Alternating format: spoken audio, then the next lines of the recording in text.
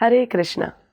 धरती पर जब भगवान श्री कृष्ण अवतरित हुए तब उनका साथ देने के लिए पहले से ही उनके बड़े भाई बलराम आ चुके थे। श्री बलराम कोई साधारण व्यक्ति नहीं थे। वे आद्य शेषनाग के अवतार माने जाते हैं, अपार बल और शक्ति के प्रतीक।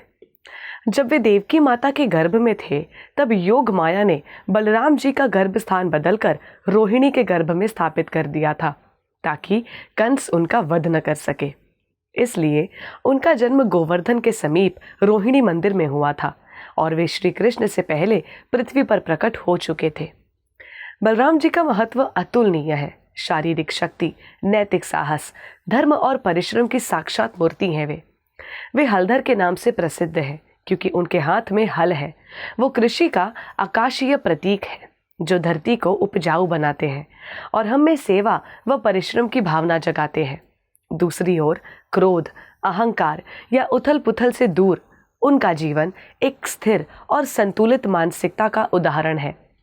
धर्म पर अडिग रहते हुए भी उन्होंने महाभारत में दोनों पक्षों को शिक्षा दी पर किसी से पक्ष नहीं लिया।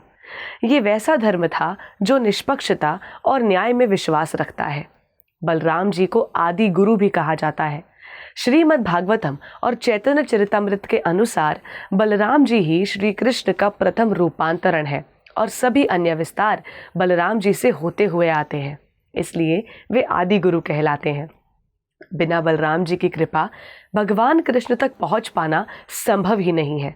उन्होंने युद्ध, खेती, शिक्षा, नैतिकता हर क्षेत्र में अपने छोटे भाई श्री कृष्ण के साथ खड़े रहते हुए भगवत भक्ति का आदर्श प्रस्तुत किया। आज बलराम जयंती के शुभ अवसर पर आइए मिलकर एक महत्वपूर्ण प्रश्न पर चर्चा करते हैं। हमें श्री बलराम से क्या सीखना चाहिए?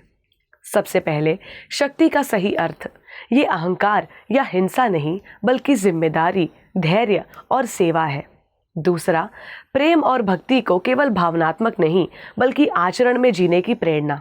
तीसरा, जीवन में धर्म, परिवार और कर्तव्य को संतुलित रूप से निभाने का सच्चा संदेश।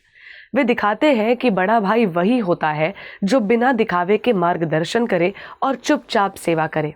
बलराम जयंती के दिन कई भक्त व्रत रखते हैं।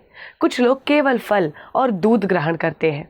इस दिन दान देना अत्यंत शुभ माना जाता है क्योंकि ये बलराम जी की सत्व आधारित दानशीलता का सम्मान करता है। बलराम जयंती का पूरा आनंद लेने के लिए आप शाम को भजन, कीर्तन और कथाओं का आयोजन कर सकते हैं।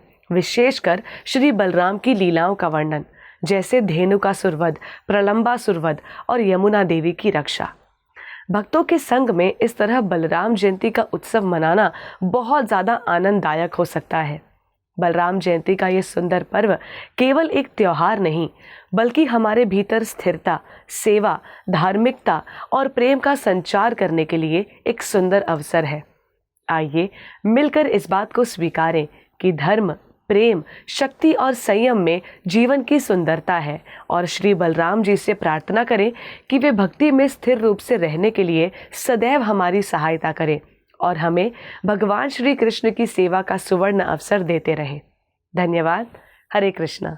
ऐसे ही और भक्तिमय कार्यक्रमों के लिए देखिए हरे कृष्णा टेलीविजन और इसे प्राप्त करने के लिए आप अपने केबल अथवा DTH ऑपरेटर से संपर्क करें तथा और अधिक जानकारी के लिए आज ही डायल करें 7666 839 839।